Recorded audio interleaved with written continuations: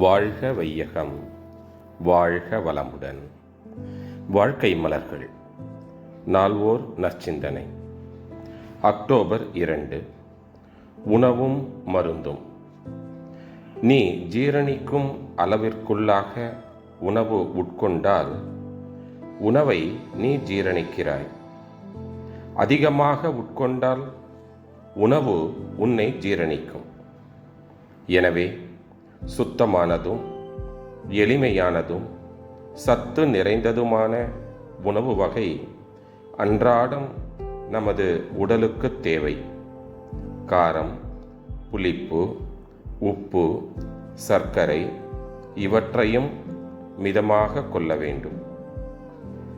உணவில் அளவும் தரமும் முறையும் தவறினால் நோய்கள் உண்டாகும். அவ்வப்போது தக்கபடி மருந்துகள் எடுத்துக்கொண்டால் சரியாகிவிடும் என்று லேசாக நினைப்பதும் சரியன்று. மருந்து என்றால் என்ன? கேள்விக்குறி.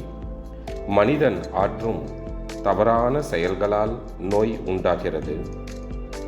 அந்த நோய்களை சமன் செய்ய ஏற்ற ஆற்றல் உடலிலே இயற்கை அமைத்திருக்கிறது.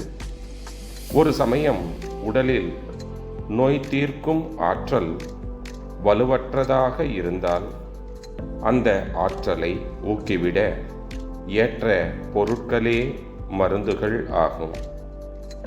உயிராற்றலுக்கு உந்து சக்தி என்பது வழக்கு.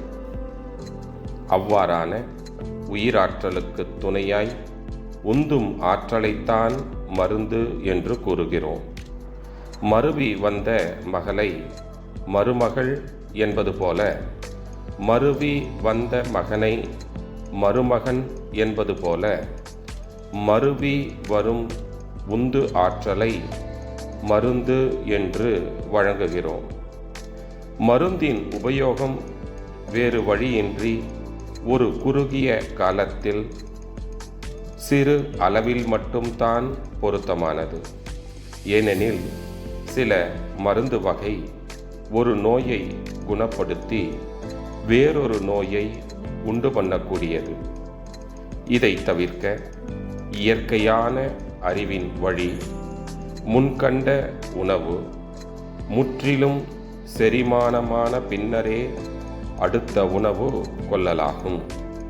அருட்தந்தை வாழ்க வளமுடன். தொடரும்.